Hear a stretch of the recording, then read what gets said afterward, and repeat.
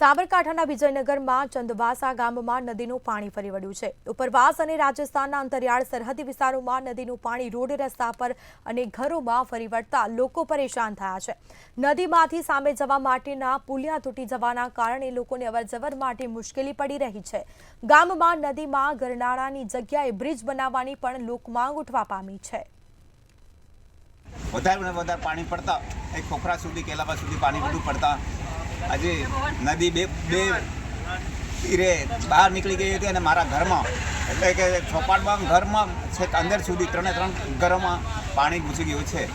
આ ગરનાળું મૂકવાથી પાણી બધું ઘરમાં ઘૂસી ગયો છે। આ ભેંસોની માણસનો અનાજ બધું પલળી ગયો છે। એમનો કોઈ ગરનાળાનું એ તોડી અને મોટો પુલ બનાવવાનો ખરેખર સરકારની જોઈ આટલું બધું નુકસાન થતાં આ સરકારની ખરેખર જાગતું થવું પડે। ગુજરાતમાં ગામડામાં એવું મને લાગે છે।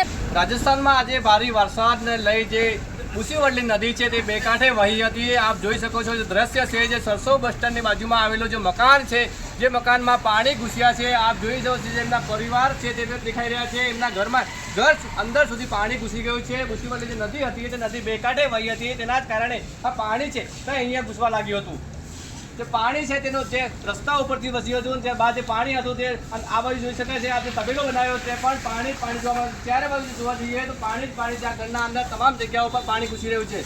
વાત કરવામાં આવે રાજસ્થાનના ગામોમાં જે કાતરવાસ સિકલવા અને જે વધુ વરસાદ હોવાના કારણે મુસીવડલી નદી છે તે બે કાંઠે વહી હતી। લલિત ડામોર સાથે મંતવ્ય ન્યૂઝ, વિજયનગર, સાબરકાંઠા।